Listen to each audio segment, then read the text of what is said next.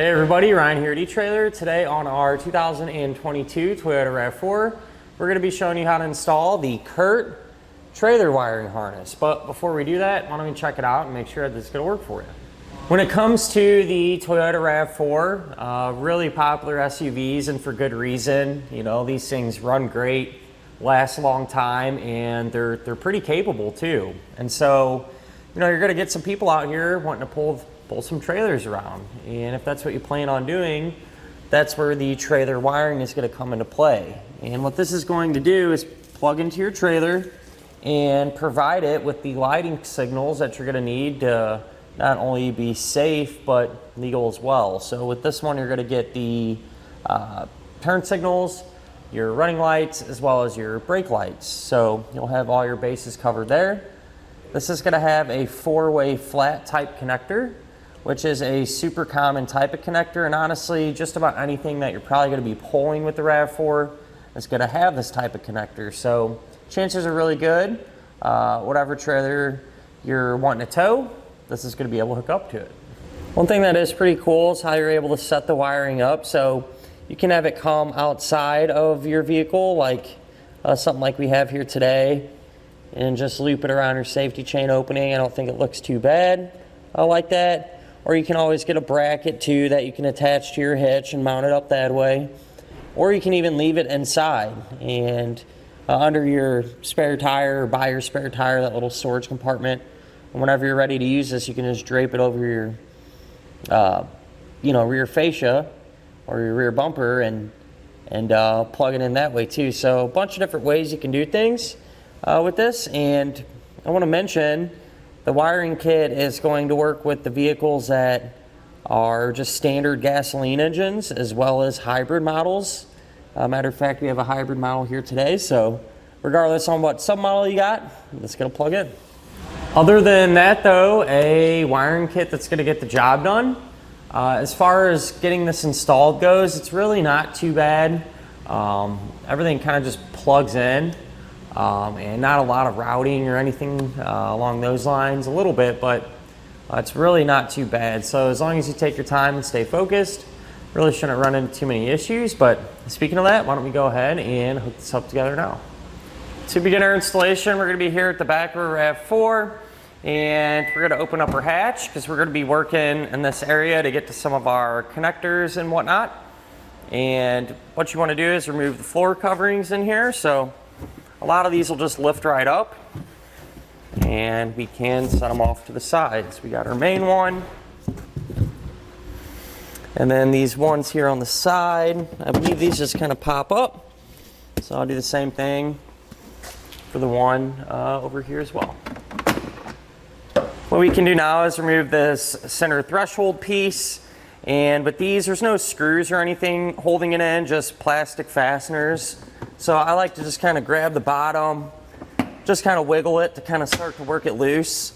And then you can take a trim tool like this, or even a flathead screwdriver, kind of just pry underneath it and start to kind of work it along.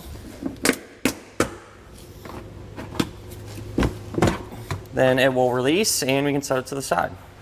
Now if you look where our panel meets this upper portion, there's going to be a fastener in there. It's a push pin one. You can grab a flathead, pry the center of it out. Should be able to grab the whole thing and get it removed.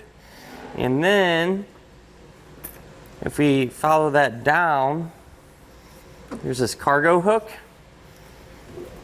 And where that cargo hook is, you can take that off. There's going to be a 10mm head bolt in the middle of it.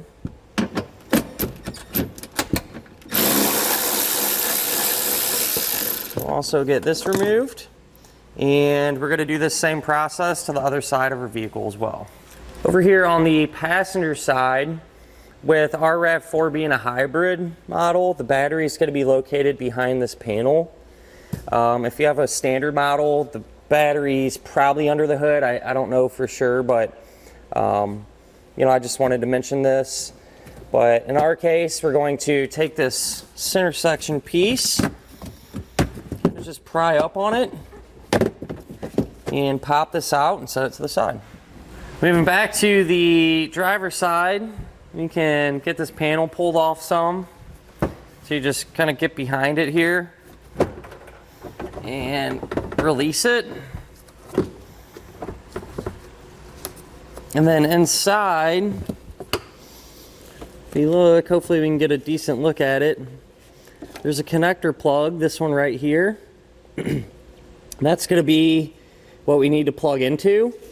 And so if you push down on the center of the tab, you can disconnect it. So there's the center of the tab I was pushing down on. And with it like that, we can now grab our harness and the T-connector side that has a yellow, red, brown, and white wire. One end of it is going to plug into that factory side. And the other end of it will go to the other factory connector. At this point, we can take our bundle of power wire and connect it to the power wire coming out of our module box. So this end's pre-stripped. We are going to have to strip back the insulation on the bundle of wire and give them wires a good twist. Take the butt connector, slide that over the bare end of the wire, crimp it down, and then we're going to connect it to that wire there. So same deal, push it in and crimp it down. And we'll run this wire later on in a minute. But first, I'm going to find a spot to mount up our module box. So I'll go ahead and do that now. It's probably gonna be behind this panel, so I'll probably have it done. That way it'll be a lot easier to see what's going on. And once I do that, we'll check it out. So I went ahead and got that mounted. I just used a couple of the zip ties to secure it to a hole here in our sheet metal, and kind of just lightly secured it around this tube. And then while I was in here, there's going to be a white wire that comes out of the converter box with a pre-attached ring terminal. That's going to be a ground wire, and so I just used a provided screw to screw it into this clean sheet metal right here, and that'll provide us with a sufficient ground. Now what you can do is run your green wire as well as the power wire over to the passenger side. So I just kind of ran it along through this opening here and used some tape along the way just to kind of keep it secured, since really no good spot to zip tie it or anything. So here's where it comes kind of underneath our panel and into the opening. And the green wire, that's going to run up and get connected just like the other side. So same location as the connector, you undo it the same way and plug it in the same way. The power wire here, this is going to get hooked up to a fuse holder, and so I used all the provided connectors to pair up the fuse holder to our power wire. Just like we did earlier, strip back the insulation, butt connector on one end, then you're going to use the included ring terminal on the other end of the fuse holder. So our battery post is right here. We're going to remove this nut. I think this is a 12mm socket. Yeah, 12mm.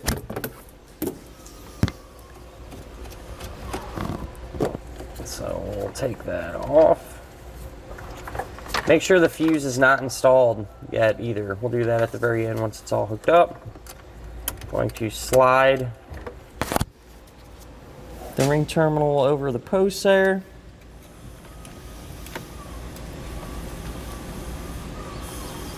And just tighten the nut back down.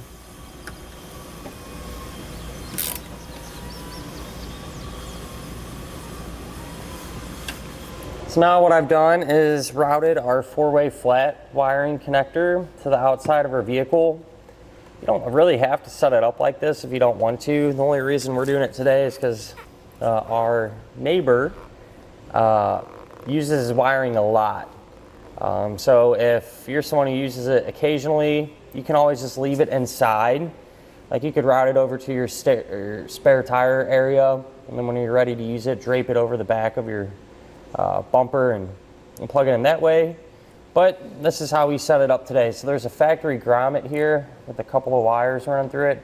I just put a slice in it, essentially. Be careful not to hit the other wires, obviously, but can feed that end or feed the wire through the grommet to the outside of our vehicle. And then to be on the safe side, I just use some silicone to kind of seal up everything to prevent any gases or moisture from entering inside of our vehicle. Now that we have all the wiring hooked up, we can take our fuse, pop that in, and then before we button everything back up, it'll be a good idea to test our wiring to make sure that it is working properly. To test our wiring, I'm just using the small tester, which I recommend doing as opposed to just plugging into your trailer. That way, if your trailer has any issues, it won't mislead you into thinking something's wrong with the wiring. But that said, do our left turn signal, our right turn signal, our running lights, and our brake lights. Now that we verified this works, I went ahead and buttoned everything back up inside here the opposite way that we removed it. And now what I'll do is route this over to our hitch, and I'll show you how it turned out whenever I get it done. Underneath the vehicle, this is where our wiring comes out of that grommet, and I just routed it up along through here, keeping it somewhat high and away from our exhaust, where it just runs along here and drops down, and I just connected it using the dust cover to our safety chain openings on our hitch. And I did take a piece of wire loom, just kind of pop that over to help clean up the install look. This doesn't come with the wiring, but you can always grab a piece of it here at etrailer. And that'll finish up our look at and our installation of the Curt trailer wiring harness on our 2022 Toyota RAV4.